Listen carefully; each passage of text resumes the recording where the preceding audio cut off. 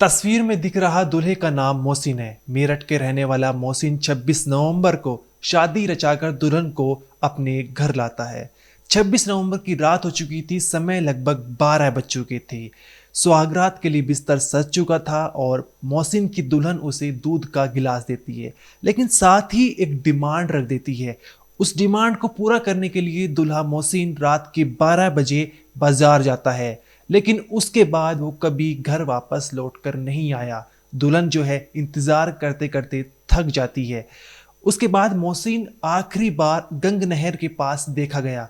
उसका सीसीटीवी सामने आया है, जहां पर आप देख पा रहे होंगे कि गंग नहर के पास वो पैदल चलता हुआ नजर आ रहा है। इस नहर में जो है बाद में सर्च ऑपरेशन भी किया जाता है। यहाँ पर तमाम विजुअल आप देख पा रहे होंगे, जहां पर मोहसिन को खोजा जा रहा है कि कहीं जो है वो नहर में गिर गया या फिर कूद न गया हो। लेकिन काफी मशक्कत करने के बाद भी मोहसिन का कुछ पता नहीं चलता।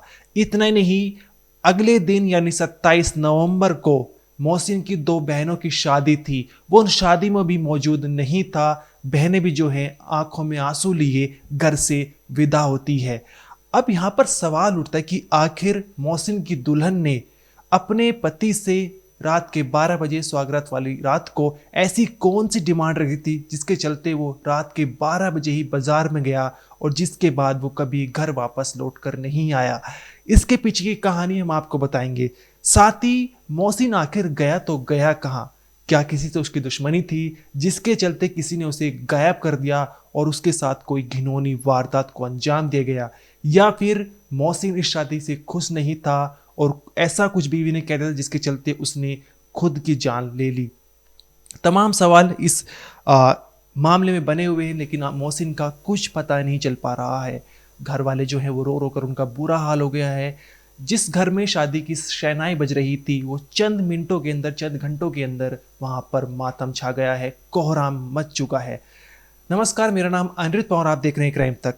मेरठ का रहने वाला सैयद के 9 बच्चे थे, 7 बेटियां थी और 2 बेटे थे। मोहसिन सबसे छोटा बच्चा था। 26 नवंबर को मोहसिन की शादी मुजफ्फरनगर की रहने वाली एक लड़की से हुई थी। बारात मेरठ के सरदना से मुजफ्फरनगर के खतौली गई थी और बारात शाम के वक्त में वापस घर लौट गई।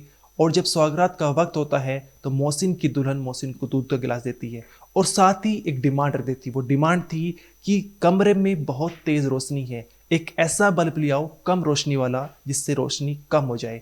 इस डिमांड को सुनते ही मोहसिन रात के 12 बजे घर से निकलता है और बाजार चले जाता है, लेकिन वो वापस कभी घर लौटकर आता ही नहीं है। अब क्या कुछ और भी कुछ बातें हुई थी पति पत्नी के बीच में, ये अभी जांच का विषय बना हुआ है।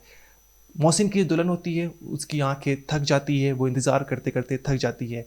ये पूरी बात जो है फिर अपनी वो सास फरीदा को बताती है। फरीदा ये सुनकर हैरान रह जाती है, तमाम घर वालों को बताती है, जिसके चलते जिस घर में अभी तक शहनाई बज रही थी वहाँ पर मातम छा चुका था, हर कोई हैरान था। सुबह हो चुकी थी, लेकिन मोहसिन अभी भी घर वापस नहीं लौटा था। अगले दिन मोहसिन की 2 बहनों की शादी थी, जिनकी आंखों में आंसू थे और वे बस इंतज़ार कर रही थी कि भाई कैसे भी करके वापस लौट जाए, लेकिन मोहसिन वापस आया ही नहीं था। इसके बाद दोनों बहनों की शादी हो चुकी थी। पुलिस कंप्लेंट लिखाई गई।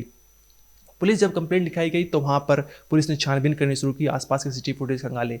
तब सीसीटीवी में एक सीसीटीवी में गंग नहर के पास जो है मोहसिन दिखा, जहाँ पर रात के समय में वो पैदल चलता हुआ नजर आ रहा है। उसके पास से ट्रक भी गुजरता दिख रहा होगा आपको, और नहर के पास ही मोहसिन यहाँ पर पैदल चल रहा है। पुलिस तमाम चीज़ें खंगालती है, लेकिन उसका अभी तक कुछ पता नहीं चला कि आखिर वो है तो है कहाँ। यहाँ पर मोहसिन की जो माँ है, उनका रो रो कर बुरा हाल हो चुका है। वो कह रहे हैं कि मेरा बेटा अगर घर से वापस जाता था तो काम करने के बाद ही जो है तुरंत घर वापस लौट जाता था। यहाँ पर वो ना किसी से उसकी दुश्मनी थी और ना ही जो है वो किसी से ज़्यादा बात करता था। मोहसिन के पिता सैयद ने भी बताया है कि ना ही हमारी किसी से दुश्मनी है, ना जाने हमारा बेटा चला तो गया कहाँ। साथ ही उन्होंने कहा मोहसिन की शादी दोनों परिवारों की रजामंदी से हुई थी। लड़का और लड़की दोनों ही खुश थे, तो शादी में अगर वो खुश नहीं तो ऐसी बात सामने निकल कर आ ही नहीं थी। साथ ही उन्होंने बताया कि वो बिल्कुल भी परेशान नहीं था, बहुत ही अपनी शादी से खुश था। अब ना जाने वो कहाँ चला गया है। उसके परिवार वाले ऊपर वाले से दुआ कर रहे हैं कि कैसे भी उनका जो बेटा है मोहसिन, वो घर लौट कर वापस आ जाए। उन्होंने साथ ही कहा कि अगले दिन दोनों बेटों की शादी, तो सोचिए दोनों बेटी जो हैं वो बिना भाई के विदा हुई थी। इस मामले में पुलिस की तरफ से एक अपडेट निकल कर आई है। उन्होंने कहा है कि मोहसिन की जो लोकेशन है वो लेटेस्ट लोकेशन हरिद्वार में मिली है। वहाँ पर टीमें भेजी गई है और शायद हो सकता है जल्द से जल्द जो है मोहसिन घर वापस आ जाए। देखिए, दिनांक 27 नवंबर 2025 को सरगना के ऊंचापुर इलाके से एक व्यक्ति जिसका नाम मोहसिन उर्फ मोनू है, इसके गुमशुदा होने की सूचना मिली थी। इसमें तत्परता से पुलिस ने थाने पर गुमशुदगी दर्ज कराई।